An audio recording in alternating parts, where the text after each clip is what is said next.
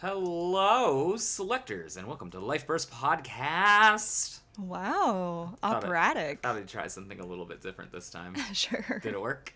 I think so. Okay, cool. I'm Andrew. I'm Tiffany. Hello, Welcome Tiffany. back. Hi. Oh, hello. Hey, Tiffany. What? We're currently Yes. on vacation, so We are. this is recorded in the past.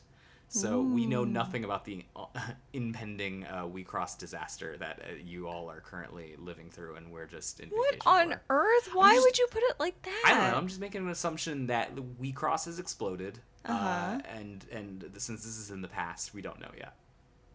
Let's not assume that. Okay. Okay. All right. All right. What are we assuming then has happened? That just things are regular and normal and fine, and we're all looking forward to the next set. You didn't want to assume that maybe Ott is now the best deck in Wixoss? I think that was a known fact. Oh, that was a note. Hello, everyone. Welcome to the Life First Podcast, where we talk about all things Wixoss, present, past, and future. Oh my god, I didn't know you could talk in cursive. Talking in cursive is a good one. I bring up that we're doing stuff in the past here because we have to record 2 videos in a row. So our last video that we just recorded, which was the Neat video, which if you guys haven't seen, has a lot of cool rulings. Yeah, you guys should check it out. I also wanted to bring up that there was some comments on the other video, which we did the top 8 deck lists, and we talked about them. Actually, we got some comments from the actual deck owners themselves. Ooh. Which was kind of cool. Let's talk about that. Yeah. Oh, sorry. I mean, let's get into it. Let's get into it. Open. Brian Hayden says, I loved playing the list I ran through the ceremony. The moment I took Gullwing out, the deck felt better to play, and I was able to have fewer dead hands in the mid game. And I won the lottery, and one of those is a lie. So the inclusion of the Death Deck was something also he was adamant about using, and it came into play at least twice in the tournament and helped me get cards back when I was really lacking. You guys keep up the great work, and I hope to see you in the next ceremony. Aw. Yeah. Yay, we're so glad that you had a good time. Young Gullwing's a really interesting card. Yeah, I think it is not great. I will replace it in set 5 with some better red cards later down the line. But Spoilers. for now, it does the job. I agree with that. And Death Deck is interesting because it does let you win in spots you wouldn't normally.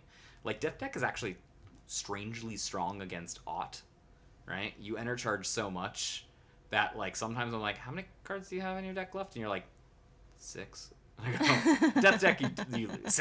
Like, it's a legit thing. Yeah, for sure. Also worth noting that on one of our top lists we had what was the angel one with the cool coat that you love? You remember this Ignis? The red one? Yes. Rama. Rama was actually to be used as Machina Smash tech against Machina Smash. Oh. You pump a 12k up over that 12k threshold, negative 12k limit that Machina Smash does. Mm-hmm. You have an attacker that's going to get through no matter what. You can do stuff with that, like Gullwing and do Double Crush with it, and things like that. Mm-hmm. It's good tech. It's good tech. Michael Liu also chimed in and said, love the content and analysis, but Future and Slash is the best LB and enter charge target in the game, and cutting it for a worse LB vanilla is the wrong approach.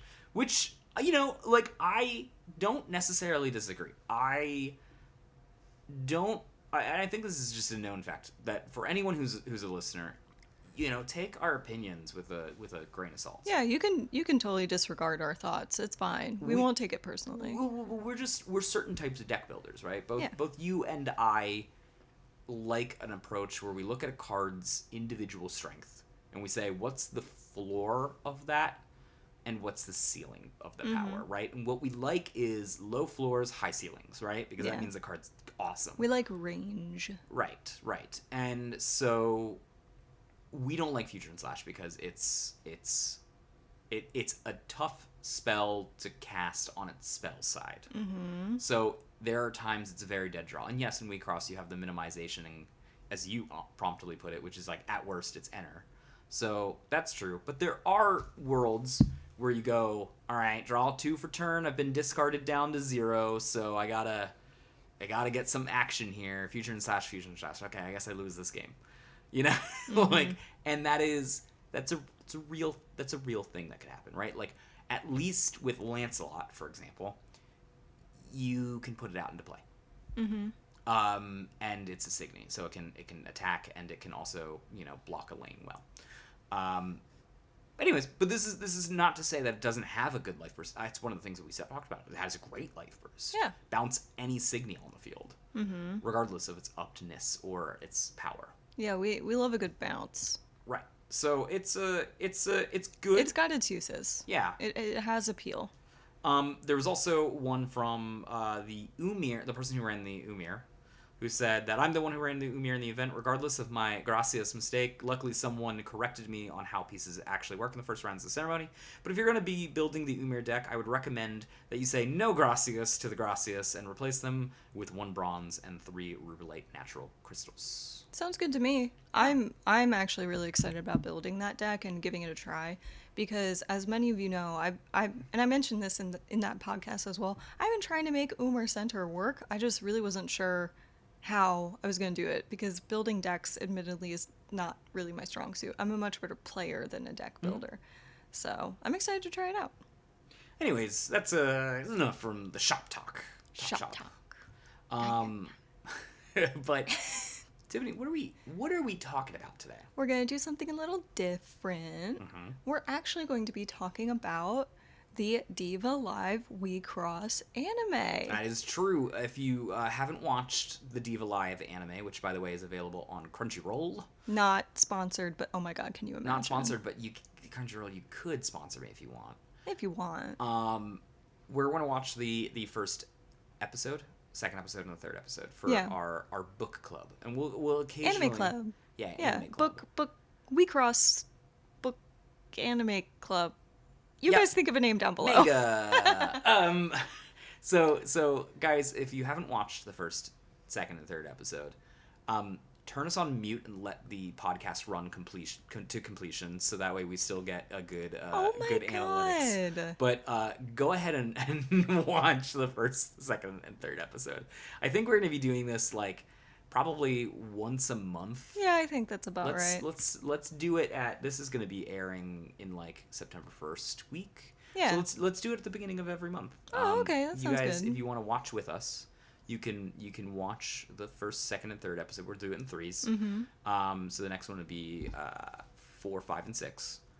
And we're just coming together and discussing our thoughts on the episode. Yeah, we'd love to know your guys' opinion on it too. Just because, the anime is part of the Wixoss universe. Yeah. And it kind of gives you a little bit of a deeper insight to some of the cards themselves, which I think is fun because Takara Tomy actually puts a lot of like thought and flavor into the cards that they make. And if you're like fans of certain rigs or certain cards or whatever, like characters you might see, I feel like you'll get an even deeper appreciation for who they are through the anime. Yeah. Like the fact that the once a game ability for Hirana is all of them coming together, and like that's why you have to tap both your L rigs in order to make the effect happen. Whereas the once a game for Karjaki is you have to tap down one of your L rigs to do something, and you can restand another thing, and then tap down to do another thing. So it looks like you're playing a DJ board. So you're playing a DJ board. You're scratching. Yeah. So there's a couple disclaimers that comes with this book club. Obviously, we're going to be talking about 3 episodes at a time. So if you haven't watched those, there will be spoilers. But in addition to those, there are certain things that will be hearkening back or comparing to the previous Wixoss series. So if you haven't watched those as well, there may be some spoilers for when we're talking about certain references from that. Yeah, and at some point we'll probably go back when those older like when Tama comes back. I think we might go back and revisit those. So let us know what you guys think. Anyways, if you are interested in exploring some of the Wixoss Diva Live anime series with us, then keep on listening and subscribe. So the first thing I want to talk about before we even get into talking about the episode 1 and 2 and 3 is I think some people give Diva Live a little bit of a harsh take comparison to the other episodes. Why do you think or the that other is? seasons? Well, I think it's just because it's different. It's a complete tonality swap, right? It is. So, like, it goes from this, like, dark magical girl anime to, like, this, like, very bright idol anime. It's much more friendly. Yeah. I like it, though. I do like it. And to be clear, this was our first exposure to Wixoss. Oh, yeah. I don't know if we've ever told you fellow selectors before, but the way that we found out about Wixoss is we saw this random anime called Wixoss Diva Alive. Right, I saw a little bit about it from Mother's Basement, and I was like, this looks weird. Yeah, shouts out to Mother's Basement. He's a great anime reviewer. Right. Yeah, and you were like, hey, I don't know if you're into this, but there's an anime that's like, it's kind of an idol anime, but it's also kind of a magical girl anime, but it's also kind of like a Tekken style fighting anime, but it's also a card game anime. Yeah, I was like, it's like Yu-Gi-Oh, but weirder. Do you want to watch something like that? And I was like, I mean, you had me at magical girl and Tekken. Right. Tekken style arena fighting. So yeah, sure, why not? And then we kept watching it, and I was like, okay, this is really fun. And then by the end of it, we were like, wait, how does this game actually work? Yeah. And it wasn't out in the US yet either. And it wasn't out in the US yet either. So we were kind of like, oh man, we really want to like try and play. This looks like a lot of fun. And then finally it got an English release, and we were like, let's go. Yeah. At what point were you like, I'm in to this anime? Well, should we start with the first episode? Yeah, then? sure. Okay. So the first episode opens with this really awesome, like, multiple 360-degree shot of... They actually blew some of the budget there. Yeah, they really put the money shot, like, right in the beginning, and damn, it worked on me. It does look good. It doesn't look too bad. Like, you get a full shot of the arena and all the really cool effects. There's, like, 360-degree shots of, the players in the arena, which, by the way, are the first three main characters. We've got the first. Oh yeah, you're right. Yeah, you it is Akino. because it's Rei and Harana on the battlefield, and then Akino's over on the sidelines because she doesn't want to battle, and then the coolest thing happens, which is where we like circle back around like to Harana, and then her two teammates wish in, and it is the coolest thing ever. I was like, oh my god, I'm in. It really took me like less than 30 seconds to be committed. On the rewatch that we did, right? Like on the rewatch, I looked at this and I went, oh, this is Angelic Lair. No wonder you love this. I know, I really do love Angelic Lair. please tell me I'm not alone in the comment section down below. I love Angelic Lair. Oh, I wish they would bring it back and not do such a crappy job with it. Anyways, so that's kind of where we start out with the first episode. And they're on different teams. So like they're on different teams. They look completely different. Yeah, and that so this brings a question that we have about Wixoss and how the Wixoss game / universe works right now. Like in Wixoss land. Which is that they are in different uniforms, but have the same. They end up using the same weapons from team to team. Yeah, like their weapons are somehow like assigned to their avatar, not necessarily their team. Right. So Harana still has her like Card Captor Sakura awesome like magical girl style staff microphone thing, and then Rei has her sword. Mirror, I think is what it's called. I can't remember the exact. Does she have a name? It's the sword have a name? whip. It's a sword whip, which is a which is a Indian actual like ribbon sword. It's like a thin sheet of steel that you whip around, and Jesus, that's the most terrifying sword because one, it can cut through anything, especially you. It also has like range for a sword. Yes. It's like actually long too. So that's kind of why, like, harkening back to the card game a little bit. Though. Yeah, hers is made of water, which you see in the card art. So even though she's holding like a sword hilt, it's actually like kind of it's a sword made of water and or ice. Yeah. Because she's like the, aquatic. Depends on how chilly she gets. Yeah, absolute Rei. Let's talk about that actually, because they kind of like, they really do actually set up this anime very nicely. And also, I'm not going to come on here and be like, this is the best anime ever, because please keep your expectations low. It's like cheese, but like fondue cheese. It's like, cake. I enjoy this. It's cake. Yeah. It's really enjoyable. if you're a fan of Cake, you will like this. If you're a fan of the card game, you will probably like the anime. But they actually set up the characters really well, where, Rei ends up with Rei's team. They end up beating Harana's team, and Harana's not even the center. She's actually she's an the assist. in this. It's twisty. So they end up beating her, and then she goes in the back room, and she's really upset, obviously, because she's Harana and she wants to freaking win.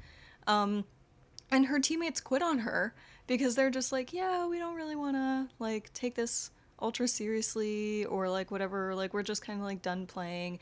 And then in the other corner, you see Rei breaking up with her team because she's like, you guys aren't taking this seriously enough. Yeah. She's one of those really hardcore players that's they are there to win, yeah, and not necessarily make friends, which is why she gets the nickname Absolute Rei. Yeah, which annoys her because she's like, no, I'm not some cold stone. Yeah, she's like, I'm not person. A cold-hearted, asshole here or anything. I am someone who wants to take it seriously, but I want to be on a team. And I get that. It's tough. It's tough to be competitive and friendly at the same time. Yeah, and you know what? It actually ties in a lot with some of the podcasts that we've done in the past, especially the Competitive Stress podcast. If you guys listen to that one, where it's fine if you want to be competitive, but you also have to remember you can't play this card game alone. You have to have an opponent, and then in Rei's case, not only do you have to have an opponent, you have to have 2 other teammates. You literally can't play the Diva format with one Lyrig. It doesn't work. So now we know that Rei is super serious, and Harana is super serious, although she might not be the most tactful. What do I mean? Tactician. She's just a dumb jock. Yeah, she's kind of a dumb. She really is dumb in the anime. Oh my god. She's got talent. I don't think I would call it talent. I think I would call it drive. She's very driven for the traditional magical girl reasons, where she's they come across. I mean, we can just talk about all 3 episodes kind of in a bundle, don't you think? Yeah, it's fine. I think people have watched it by this point. Yeah. So, I mean, when they go up against Kiru Kirun, which is coming up in the next set, I think, for the card game. Yes. They're offering up selector points if one of the lower tier teams wins against them, which is kind of a crap thing to do anyways, but I also don't understand exactly how that would work. It's not something you can gift necessarily. It's like gifting subs on Twitch. Oh, I guess so. I guess you could theoretically combine to that. But anyways, Harana does this thing where she's like, you can't give away selector points. It's wrong to be baiting in these lower tier teams just to humiliate them, essentially. Yeah. And then you're also being disrespectful to your selectors because you're just turning them into numbers, all of which is right. Right. And how dare you do that to my BFF team, Team Namaste. Team Namaste. All right. I do want to be clear here. Team Namaste can stay. Oh my god. Oh, F's in the chats for Team Namaste. Justice for Team Namaste. And they have character designs too, which makes it even worse because I guess they could have been a team in the thing. In the game, in the game, right? Yeah. But because they have legit character designs. I mean, that's another thing about the shows. They all have legit character designs. Oh my goodness, I loved it. I mean, that's kind of one of the main draws for me for magical girl animes is I love the costumes. A lot of them are really, really unique. And especially in Wixoss, because then you get the whole magical girl upgrade. Why are the Team Namaste fighting with utensils?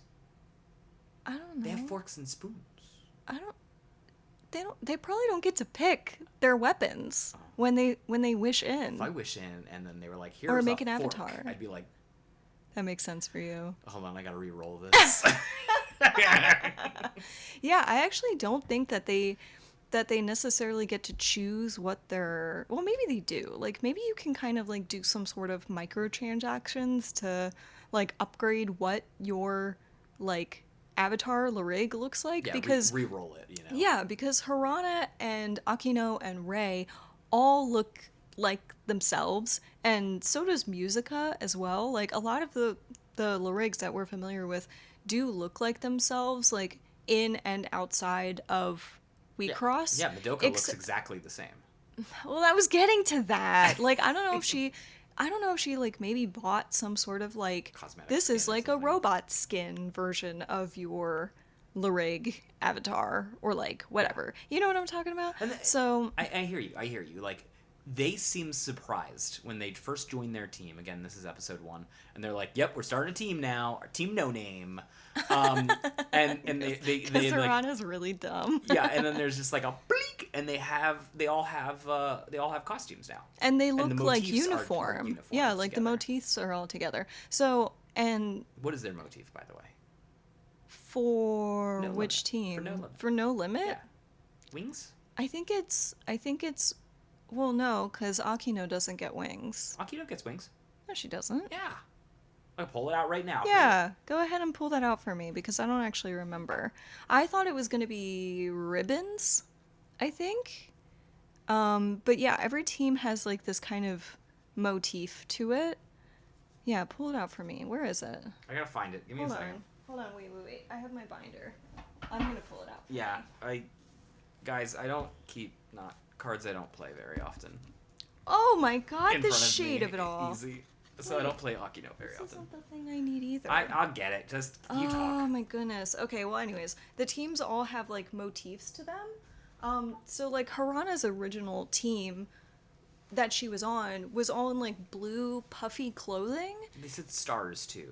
They that was the original team name was something stars, like Sterling Stars or something. Yeah, theirs was Sterling Stars. So they had like blue uniforms with like yellow stars on them. And then Ray's team, I don't remember what the name was, but they had like red and black and white uniforms. But the minute that they were off a team, like the minute that Harana was off a team and they wished in to like check out the lobby or whatever, they were just in like their normal avatar clothes. Oh, she does get wings. Look at that. They all get wings. They all get Which wings. that later Well, is they going to tie to also- them having like a slightly angel tribal thing going on. Yeah, so they get like glitter wings. And then the other thing that they have is they have like ribbed fabric. If you guys are like familiar, like that kind of like ribbed like tank top style stuff. Like you can see like the lines, it's like a texture on it. So they all have that as well. And then each one of them kind of has their own like personal motif. So for Akino, it's like clovers, and then for Rei, it's like icicles or whatever. And then for Harana, it's like bows. Like she gets bows on bows. So they do have their own like unique flavor, but it's still kind of uniform. Obviously for Uchi no Hajimari, it's like this sort of like monster mash kind of situation where like they're all like representing different like creepy stuff. So I think Nova is a succubus, Yes. and then Also, Bang is a zombie. we will and- get to episode 3 where we meet these ones right for the first time, and I like that Nova is just clearly an edgelord. Where she's like, they're breaking the rules like antimatter. like, girl, you are a white Larig. Don't wear your edginess so hard.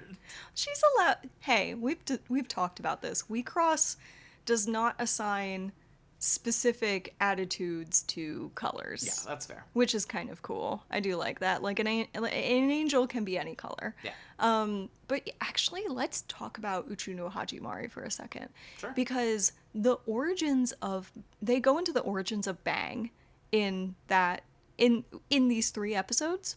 Yes, a little deeper in the web manga that sort of supplements the series, but yeah, they originally wanted their third.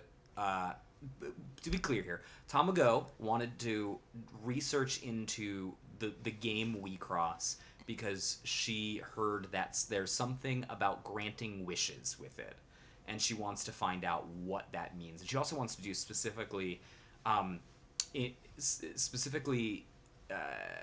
questioning scientifically pieces, because in this game pieces kind of manifest themselves. Yeah, Which is an interesting thing. It kind of manifests itself in the same way that, like, once you register as a team with a team name, or I guess just register as a team, you get assigned your, like, team uniforms. Right. I think the pieces are kind of done the same way. Yeah, who knows? Where they just kind of... Yeah, manifest is a really good word for that. And so they wanted Rei to join Uchu, but when it was just Nova and Tamago. But Rei declined. And Tamago wanted it because she was like data and analysis. Like that's the thing that Rei's really good at. And when they got turned down, they were like, fine, we'll make our own AI. And so they made Bang. But then, again, the web novel talks a little bit how Bang just sort of, like, kind of, like, once it was in Wixoss, gained sentience. Yeah, and, like, something like that. We're just kind of all ignoring the fact that Dr. Tamago, the genius, has accidentally created a true AI. Or if you're gonna even think back further into, like, the original lore, she may have created... like one of the first true Lyrigs for this series. Right. Because a Lyrig is actually not supposed to be like a person. Yeah. It's like a soul or some sort of manifestation of emotion. It's like it's not actually meant to be a physical person. Right. So and so yeah, that's the team. Their influences is like heavy metal punk and also monstery stuff, and which I think is cool on both ends, which is why I like them. So, Musica's team. Well, hold on, we're not there yet. Okay. Because but the cool thing is we do actually see all of the future teams. Like they show them.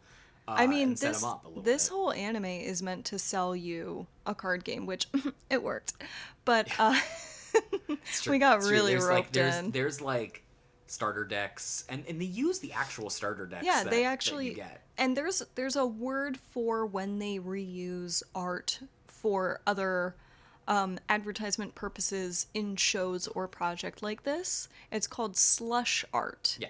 So they're taking the art like from the packaging of the booster boxes and like starter decks and stuff, and they're actually putting it into the anime. Yeah. So you can see like deck boxes with Ancient Surprise and like booster packs and stuff. It's just really cool, like attention to detail. Yeah. Especially on the second watch through, when we're now like really familiar with the game. Like we're like calling out cards and being like, oh, it must be using this ability or like whatever. Yeah, I like that your favorite thing that you called out was you watched a turn 2 of someone attacking and they only managed to deal 1 damage, and you were like, that's a bad player. That's a bad first turn. You should be embarrassed. Like it was who did that anyways? I think it was... it might have been Kirukurun. Yeah. That went, because they were like actually one of the first teams to like really fight Harana and Rei in them, right? Because they ended up, because Harana had her whole like bleeding heart soapbox moment, yes. And then they called them out. Yeah, so Kirukurun in their first turn, because Harana won the coin flip basically, and put out her Signy and then passed the turn because you can't attack. And then Kirukurun put out their Signy and they attacked through and they only got 1 life cloth. Right. It's like, what are we doing? You should be able to get at least another one. Man, did you like get a really bad opening hand? What is going on? Yeah. Man. Also, Kirukurun would be the one that would mess it up. They're such a heel. I also forgot, you're right. Episode 1, they fight Kirukurun. Episode 2, they fight Tamago. Episode 3, they fight Card Jockey. So we do see Card Jockey. Yeah, we do see Card Jockey, but and their motif, clearly animals that are DJs or whatever. Also, it's worth mentioning. I don't think a lot of people recognize that VJ Wolf. VJ is video jockey. So she does the video portion of their stuff, which is why she's got all the holograms and stuff. Yeah, it's really cool. Also, why their team piece is PJ Map, which stands for project. Oh, you mean her secret rare Signy? Yeah. It's projection map, which is a thing that you do in event spaces like raves and whatnot. Yeah, it's basically, I don't know. Like everybody says like PRJ map, and I'm here to tell you, It's projection I mean, map. yeah, I don't know. It's fine if you call I mean, it that's a PRJ side map, rant. but it's. I used to do a little bit of projection map stuff. So like whenever I see it, I just call it projection Yeah, map we call it immediately. projection map. Anyways, so yeah, we get to see like those three teams fight, but you can see like advertisements showing off all of the other teams, like all of them. Like you're gonna see advertisements for like Diagram and DXM and Agent Surprise, which we don't end up seeing. Not Like yet. they're not like a real team in Wecross land right now. Maybe They're literally just part of the of the world's like we card game. we They're not do part of Wecross we do land. see some Niji Sanji, not necessarily the main Niji Not Sanji, yet. but we do see them in the audience. Is a lot of VTubers. Do we? Yeah, Japanese VTubers in the audience. Oh, sometimes that's are in cool. there. I didn't even realize that Yeah. attention to detail. Yeah, that's really cool. Yeah, so if you're like a big fan of VTubers as well, you might actually like be able to pick out some of your favorites from the crowd. And Ninji Sanji does have like a very small cameo, but it's not in the first 3 episodes. Oh yeah, I think maybe it's true. Mm-hmm. We only get Team Namaste. Team Namaste. There's some other ones Justice for too. Team They Namaste. show like a top 10. Yes, they do. Oh, they show off what's it called? They show off like the top 20 teams or something like in the global rankings. Right. For Class C. Yeah, that's right, for Class C. And so like Card Jockey's at the top because they're the top Class C whatever team. And a lot of the other names are in Japanese, but luckily I have Google Translate, Google Translate. which, you know, it's still a rough translation anyways, but there's like some really funny team names Yeah, on there. just Sarah is one of them. which Just- is so just funny. Sarah. It's just Sarah. It's not even just Sarah. Their team name is Sarah. And then the other one that I thought was really funny is a team called It's Fluffy. Which is like awesome. Although I will say that the best team name I have seen Is Team Namaste. is is a team called Dream Dive. Yeah, that's a good one. That is such a cool name. Definitely a cool one. It's really great. What was your favorite name on the list? I mean, I can't even remember all of them, but if you, I'm gonna be honest with you, Sarah. Sarah's 'Cause pretty it's great. just it's like just It's Sarah. funny. It's Yeah. like this. It's just like no. There's 3 Sarahs here. We're all Sarah. Yeah. Yeah. Look, I gotta admit something here. Like we said, the story is not super nuanced. No. But the themes are pretty good, and they actually set up in the first. I'm re-looking at it. In the first 3 episodes, they set up major character arcs for all 3 of our main characters in the first episode. Akino is shy and needs to And get doesn't really want to compete. but also doesn't know how to take defeat either, as we're gonna see it at some point No in the next arc. What if they haven't um, seen it yet? Well, I'm not spoiling it. I'm just saying we're Okay. gonna deal with that. We also see, and it's set up here. We also see that Hirana is set up to be this person with an endless drive, like endless push to be to the top, to be the best, blah blah blah, right? And that is going to come into play in the like last couple episodes, because that's actually, it's a good thing and it's a bad thing. And then there's also Ray not being able to play nice with others. Yeah. And has kind or of, like be part of a team. right, or burns her bridges on her way out, kind of thing. Yeah. And we're gonna see again later down the line. We will see that come into play. Yeah. They actually do like I said, this isn't like a groundbreaking, most No, but amazing it's card clean. game anime ever. Yeah, but it is actually pretty clean. And the visuals are Fine. not amazing. Like in terms of like, you know, they're not Demon Slayer-esque amazing fight scenes, but there's enough polish to them that they keep my interest, which is more than I can say for most anime, to be honest with you. Well, definitely most like card game anime. Right. Like- and so it's visually interesting. And also, guys, download or buy the soundtrack to this series.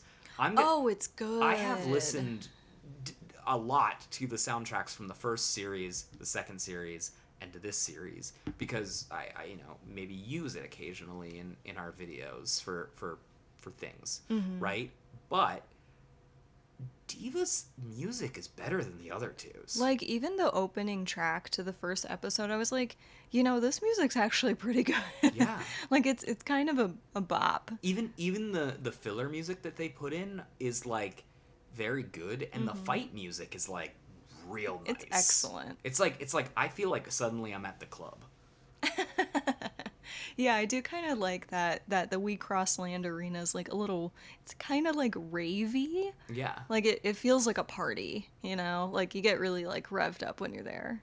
Yeah. I like it a lot. And but the visuals are cool too, right? I mean, literally our podcast on the screen right now as we're speaking is one of our friends who does motion graphics. We gave him a screenshot from the show and was like, make it Can you cool. make it cool. Do animation wizardry. Yeah, we kind of enhanced it a bit to like try and replicate that vibe of what we felt like it would be like sitting in the audience for the Wixoss Land Arena, which I think, you actually did a really good job like mixing that stuff. It's pretty great. Yeah, that's probably the unsung hero is the ambient, the Wixoss ambience that like is pretty legit to listen to while battling your friend. I mean, you made it into an event. This is a total side tangent, but you made it into an event timer. Yeah, it's 45 minutes. It's literally gives you enough time for one round, and then you can repeat if you want. Yeah. Anyways, what else?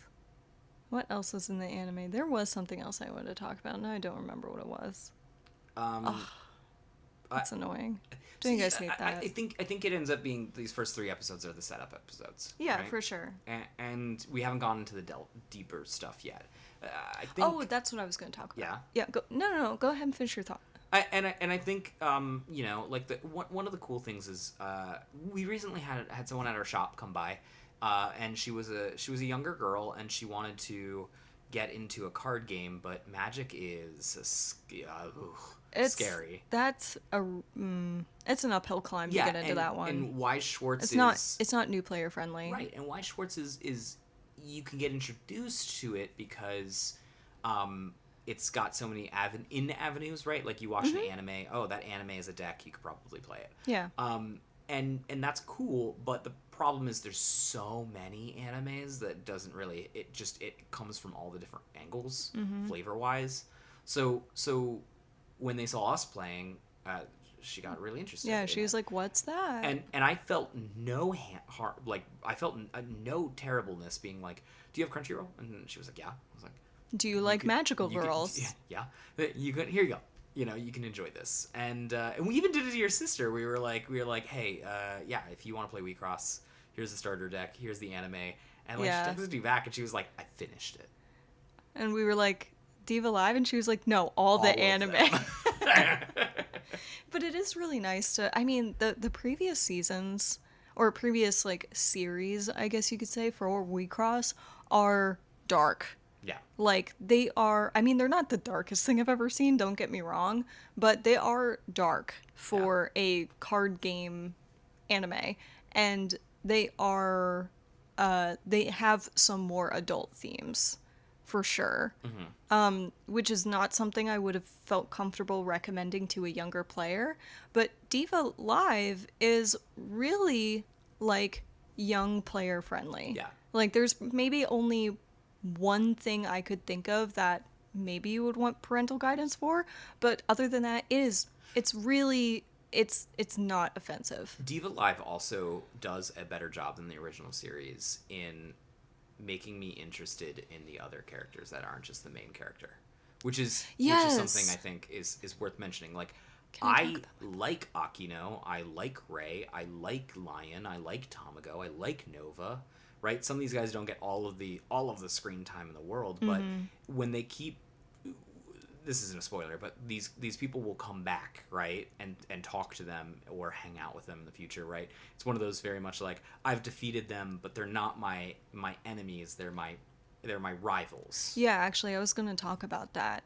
Like, what's cool is that we also get to see a lot of the main character interaction outside of Wecross Land. Mm-hmm. Like it's not like we're in Wecross Land all the time.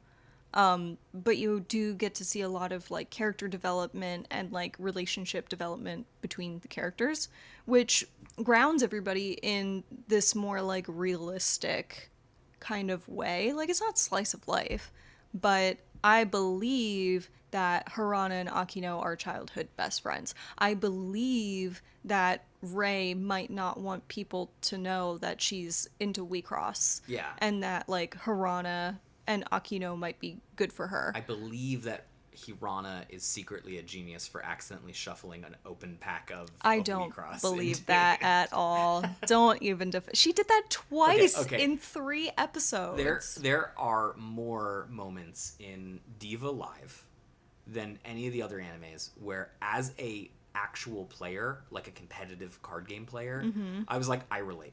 Because, like, for example, Akino puts in a Arcwane and is like, I put it in for a reason, and Rei's like, it's a defensive card. You don't put a defensive card in an aggressive deck. And you get that shit out of there. And then, like, yeah, people say that kind of stuff. But the truth is, there are times, even in the no limit deck, and we're talking actual Wecross ceremonies that have happened in the United States, where putting in 2 Arcwanes is the correct thing to do. And it might not even...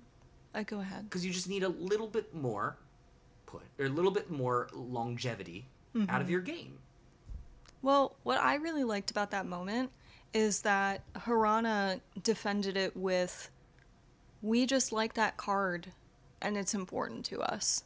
Yeah. So we want to put it in the deck. And honestly, that's completely fine. But you know what? Especially if it doesn't take anything away from your deck. If you just like a card and you want to play it, then play it. Like, who cares? But Akino defended it. Look, Akino's a deck builder, right? And that's is, the thing that I actually like about her. She's, like, encyclopedic. She is a deck builder, and she was like, yeah, I like it, but that's not the only reason, which leads me to believe she put it in there for a specific purpose. And Hirana was just like, nah, if she said that she put it in there going for a in the reason, deck, it should go in the deck. And, you know, they won the game because of it. Good for them. Yeah, and I think Rei kind of changed her tune on that, too. Like, I think Rei is starting to recognize that, you know, she's not the end-all, be-all player. Yeah. And that's probably a really good thing. Like, Akino will think of things that Rei will never be able to think of. Right. And there's moments like, look, again, clearly Uchino Hajimari is my team, and I was laughing really hard at when that moment happened and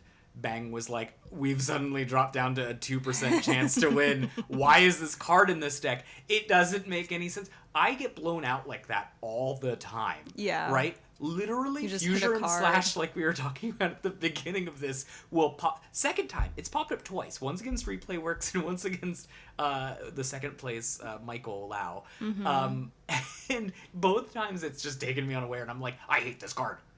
Yeah, like there was a I mean, we talked about this, I think it was like my second ceremony or something. There was a white card that I was completely unfamiliar with and had not seen other people running, and then I was just like, I don't even know how to play around this, and then you lose. And it happens. But see, that's what I'm saying, is that they're actually throwing in a bunch of like realistic elements. Yeah. Like these are real things that are going to come up. That players are going to have to learn to deal with. Yeah. Like it is, and that's something that I feel emotionally supported. I think in the next set of 3 that we're gonna do, we'll go more into it because there's a scenario where we go more into it. But yeah, this one feels like a more realistic card game, aside from the fact that there's no card sleeves. Mm-hmm. That is the most unrealistic card game. They're digital. They don't need sleeves. They have physical cards that they load into. I assume they have QR codes. Listen. The thing, and they're all non-sleeved. No animator wants to sit there and make individual card sleeves for each of these cards. I'm just saying. There are dragon shields. You can just go ahead and do an outline. Just instead of a black outline, put a pink outline on it, and then when it flips over, you look. I'm making it even easier for Dude, you. no. You don't need to make the Wecross branding, which I know they absolutely They need absolutely to show have that. to have that This in is there. a What are you commercial. talking? Hey, there's nothing saying that there isn't clear card sleeves on there. We use clear cards. I use clear card sleeves. Yeah, I guess that's true. Because I like seeing the logo. Is that why the new Cardcaptor Sakura series is called the Clear Card series? Is because they've got They're clear, sleeved. They're sleeved. They're secretly sleeved. She's like going to her local game store. Maybe she's if like, I she's sleeve like, hey, these- do you have these Terra will- size sleeves? They're not even standard Terra sleeves. They're really their own thing. Maybe if I sleeve these, they won't get away this time. yeah, they'll just come out and get hit by the plastic, and they're like, "What happened?" And it's like, you'd be like, "Clow, you needed to have realized. You just needed to sleeve these things. It's not. It's to be clear, it's not for the card's protection. It's for our protection. It's for our protection. Yeah, sure, whatever. Speaking of things you can buy for cards, I actually really like that they show a local game store in the series. That's true. Yeah, and Oh, it's called Heaven's Door too, which is is that awesome. what it's called? Yeah, it's called Heaven's Door, and which is a piece in Wecross. Oh yeah, that's the one where they're Um, all holding hands and they're angels and stuff. Yeah. So that's cool. Oh, we also, speaking of stuff like that, we've gotten a peek at Eternal Girl, Yeah. which the cool thing is that's a reference to some of the darker stuff in the series prior. Yes. And the Eternal Girls, we do meet one of them, which is the manager of MC Lion's team. Well, whatever. It's not a super surprise.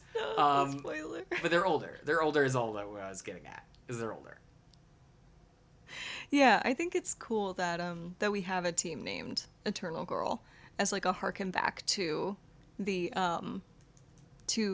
original series, which is, I don't know, it's cool. I like when they kind of like give a nod here Right. and there to the previous So series. the deeper lore question is: Are these Eternal Girl team, are they old Wecross players? Because canonically it has has it's been happened asked- previously. It has been asked, are these worlds canonically connected? And the creator has said, yeah, Wecross Land takes place after the original series. Dun, dun, dun. And you know what? During the original series, that's probably when Harana and Akino got introduced to the series. So we could probably safely assume that this is like years later. Right. My fan theory is that season 2 of this show, if we get it, Yeah. will end up having those older Elrigs return, just like in the card game, right? Mm-hmm.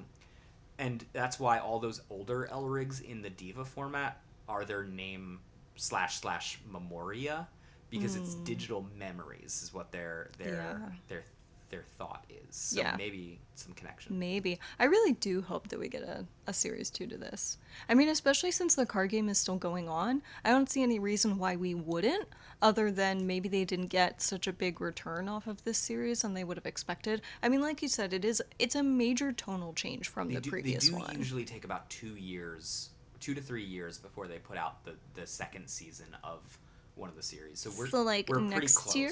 Yeah, Next- from Ooh. theoretically when it's going to come out. I would be so excited about that. Though season 2, they could also just go more into Eternal Girl, which, with how powerful DXM is, we can only assume that if they introduce Eternal Girl in the actual card game, Yeah. it'll be nuts. I can't wait. I mean, we're still in C class. Yeah. Like, that's So there's a technically... B class and an A class. and an A class, and there's probably like an S tier class, yeah. class, which is probably where Eternal Girl is sitting. Like, I don't even know if they would even look into that necessarily, but Hall of Fame. yeah, Hall of Fame, sure, let's go there.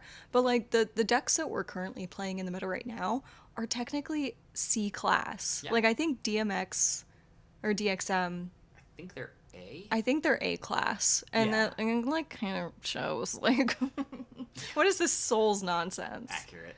So, Deus is like, I'm a smug girl. X is like, let's destroy him. And then Machina's like, I'm chill. I'm pretty good in the side. I'm a good assist. I'm a good assist. I'm probably the best assist, but So whatever. yeah, maybe we'll see more of them in the future. There's something else I wanted to talk about. I mean, we could talk about this anime all day long because we also like the card game a lot. But let us know what your thoughts on everything with the anime so far is in the comment section up below. Also, let us know if you've seen the previous anime series, and maybe in the future we'll go back and rewatch those. But for now we're working through this one. Did you have any other thoughts? No, I genuinely Oh, like. I do. Okay. Sorry. You can finish your thought. I just Bring got back excited. your digital memory.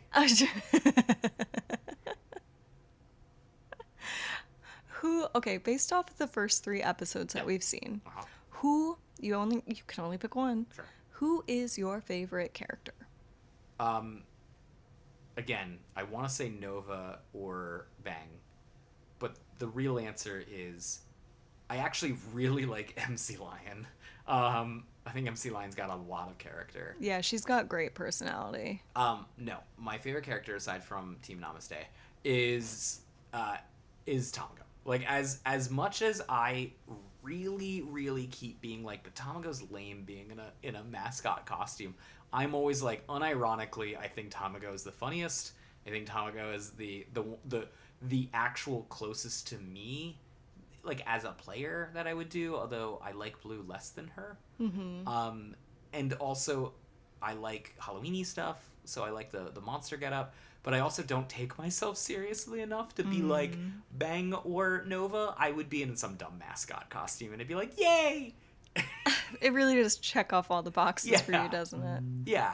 I want to be an edgelord, but I'm too happy to really full on be an edgelord. That does sound like you. What about you? Out of the characters that we've seen, honestly, I really admire Akino. Mm-hmm. Like, first of all, she's an incredibly flexible and supportive friend. Like, she really does try and do her best to make sure that the people around her are, like, happy and feeling good. Almost to the expense of herself, which is a little sad.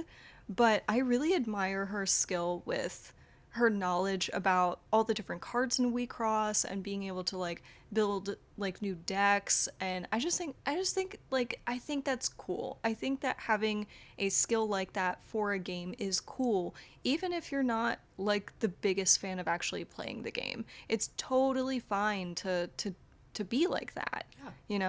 But if I had to pick like a favorite character, it would also be MC Lion. Out of the people we've seen in the first 3 episodes, like I think she's like, hilarious.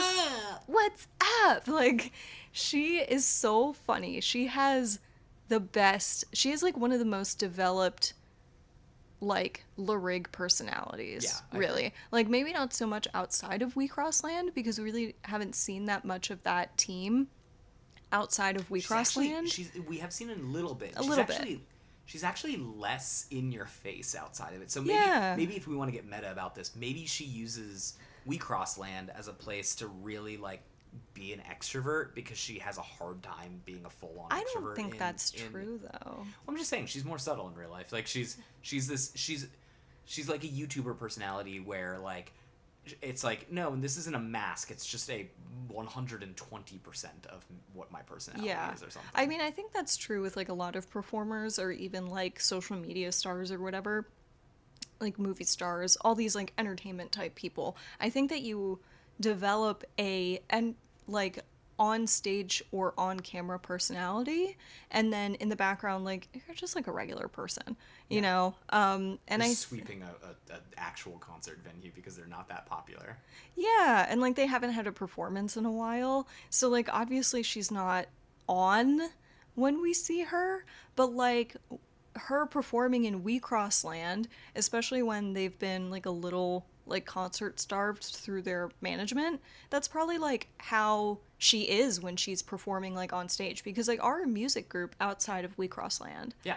So, but that's why I like her. I really like her like on stage personality, and, all these different things that the team is trying. I just think that they're a really interesting team. They also have a band tee that says Card Jockey on it. And on I a scale of want 1 it. to 10, how much do you want it? Okay, on a scale of 1 to 10, I want a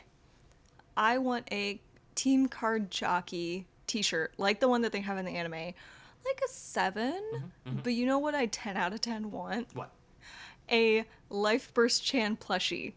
Oh, Where God, you're is right, that? You're right. I look. I hard Googled it. I looked through like all of like Etsy. I tried to find if there's any Japanese exclusive stuff. No, there's no Life Burst Chan. Which, by the way, Life Burst Chan is literally the Life Burst. It's the Life Burst logo with the like smiley face on it.